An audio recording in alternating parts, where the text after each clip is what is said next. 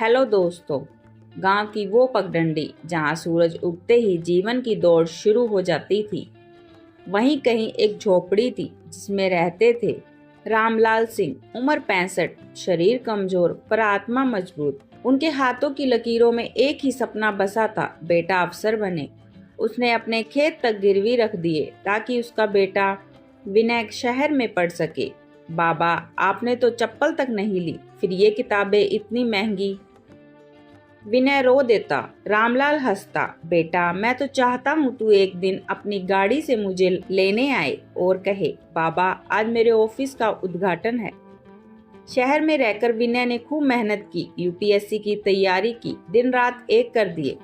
बाबा हर महीने 1000-2000 भेज देते थे, खुद भूखे रहकर। 8 साल बाद गांव में ढोल बज रहे थे। सारे गांव को न्योता मिला, रामलाल का बेटा अब आईएएस अफसर है। लोगों ने कहा, बाप ने सच में चमत्कार कर दिया। शहर से एक बड़ी गाड़ी आई, सफेद रंग की। विनय उसमें बैठा था, कुर्ता पजामा, आईएएस की चमक और साथ में उसकी नई नवेली पत्नी सीता। विनय ने जैसे ही झोपड़ी के बाहर कदम रखा, रामलाल फफक पड़े। बेटा, अब तुम मेरी मेहनत की पहचान बन गया। आईएएस विनय और उसकी पत्नी सीता गांव आए तो पूरे गांव ने जैसे त्योहार मना लिया। रामलाल ने मंदिर में 101 दिए जलवाए। मेरा बेटा अब भगवान की तरह हर लोगों की मदद करेगा। सीता ने झोपड़ी देखी और नाक सिकोड़ी।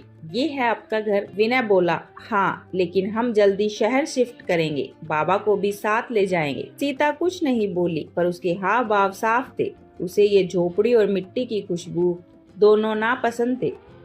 रात को रामलाल ने अपने हाथों से खिचड़ी बनाई। बहू, पहली बार बनाई है, जरा बताना कैसी बनी। सीता ने एक चम्मच खिचड़ी ली और थाली पर पटक दी। इसमें नमक ही नहीं, यही सिखाया है आपने बेटे को। क्या अफसर की बीवी को ये खाना देंगे? रामलाल कुछ नहीं बोले, चुपचाप अपनी थाली उठाकर बाहर चले गए। विनय ने धीमे से कहा, सीता प्लीज, बाबा ने बहुत मेहनत की है मेरे लिए, तो अब मैं उनके एहसान तले दबकर रहूंगी क्या? सीता भड़क कर बोली। कुछ दिन बाद विनय अपने माता पिता को शहर ले गया। एक आलीशान सरकारी बंगला, बड़ी गाड़ी, नौकर चाकर। लेकिन सीता ने साफ कर दिया, आपके पिता का कमरा किचन के पास बना दो, और हाँ, गेस्ट रूम में तो नहीं रहेंगे। रामलाल कुछ नहीं बोले। उन्हें अब रोज बिन कहे ताने मिलते। दरवाजा बंद रखा करो, बाबूजी की मिट्टी की गंध पूरे घर में फैल जाती है। कृपया करके फ्रिज का दरवाजा बार बार मत खोला करो, आपके कपड़े अलग धुलेंगे, बाकी कपड़े खराब हो जाते हैं। हर दिन रामलाल का अस्तित्व एक बोझ बनता जा रहा था। एक दिन उन्होंने कहा, बेटा मुझे गांव वापस जाना है। विनय चौंका। क्यों बाबा, यहाँ कोई दिक्कत है? नहीं, बस मिट्टी बुला रही है। सीता खड़ी रही, न हाँ न ना। एक सुबह बारिश हो रही थी। रामलाल ने एक बोरे में अपनी चप्पल, 2 जोड़ी कपड़े और गीता रखी। बिना किसी को बताए वो बाहर निकल पड़े। विनय ऑफिस में था। सीता उठी तो रामलाल नहीं दिखे। वो मुस्कुराई, अच्छा हुआ। उधर गांव में रामलाल ने अपना पुराना घर देखा। अब खंडर सा बन चुका था। खुद ही दीवारें लीप ली, खुद ही छप्पर बांधा। वहीं एक टूटी खाट पर लेट गए। गांव वालों को पता चला, सब हैरान थे। रामलाल जी, अब वापस कैसे? वो मुस्कुराए। जहां आत्मा को सुकून मिले वहीं घर होता है। आईएएस विनय का शहर में नाम था। फाइलों पर दस्तखत करने वाले वो हाथ, कभी अपने बाप के झुर्रीदार हाथों को पकड़कर स्कूल जाता था, लेकिन अब वो इतना व्यस्त हो गया कि बाबा का नाम याद करना भी डेली रूटीन से बाहर था। रामलाल गांव में अकेले रहते रहे। खांसी अब जोर पकड़ चुकी थी, आंखों की रोशनी भी धुंधली हो चली थी, लेकिन हर सुबह घर के बाहर बैठकर सूरज को नमस्कार करते, हे भगवान, मेरा बेटा खुश रहे। उधर शहर में विनय का ट्रांसफर हो गया, नए जिले में पोस्टिंग मिली, तैयारियां जोरों पर थी। सीता ने पूछा, गांव में जो आपके बाबा हैं वो अब अकेले कैसे रहेंगे? विनय बोला, मैं किसी को भेज दूंगा, या शायद गांव में ही किसी आश्रम में बात कर लूं। सीता ने सर हिलाया, सही रहेगा। रामलाल को बुखार चढ़ा हुआ था। 3 दिन से कुछ खाया नहीं, कोई पास नहीं, बस एक पड़ोसन अम्मा जो रोटी देकर चली जाती। उस दिन अम्मा को रामलाल झोपड़ी के बाहर बेहोश मिले।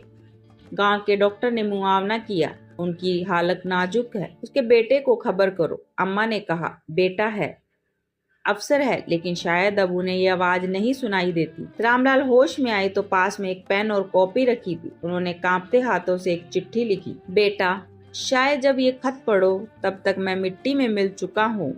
मैं नाराज नहीं हूँ, लेकिन तुमने मुझे वहाँ पहुँचाया जहाँ मैं फिर से किसान बन सका।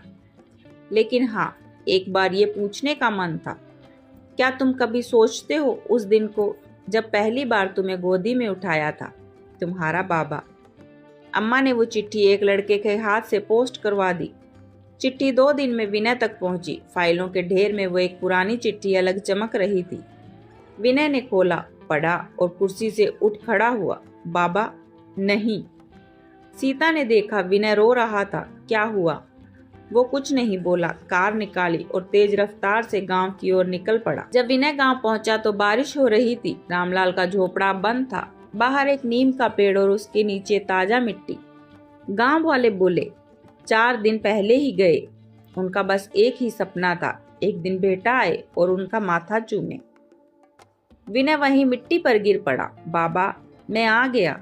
बाबा, देखो तो सही। पर अब बहुत देर हो चुकी थी। अम्मा ने विनय को एक थैली दी। बाबा ने इसे संभाल कर रखने को कहा था। विनय ने खोला, उसमें पुरानी तस्वीरें थी। एक में रामलाल खेत में काम कर रहे थे, एक में विनय स्कूल ड्रेस में था। एक फोटो पीली हो चुकी थी जिसमें बाप बेटा खाट पर बैठे थे और दोनों हंस रहे थे। नीचे एक और चिट्ठी थी। बेटा, अगर ये मिले तो जानना, मैंने तुम्हें छोड़ा नहीं था। मैंने बस रास्ता खाली किया था ताकि तुम आगे बढ़ सको। पर एक वादा करो, कोई और बूढ़ा कभी अकेला ना रहे। तुम्हारा बाबा। आज रामलाल नहीं है, पर उनके नाम पर विनय ने एक रामलाल वृद्धाश्रम बनवाया जहाँ कोई बाप फिर अकेला ना रहे, कोई बेटा फिर पछतावा ना करे। आईएएस अफसर विनय हर साल 14 जनवरी को नीम के पेड़ के नीचे बैठता है और मिट्टी को छूकर कहता है, माफ करना बाबा, अब मैं वही कर रहा हूँ जो आप चाहते थे। दोस्तों, कहानी अच्छी लगी हो तो वीडियो को लाइक करें, कमेंट करें और चैनल को सब्सक्राइब जरूर करें। धन्यवाद।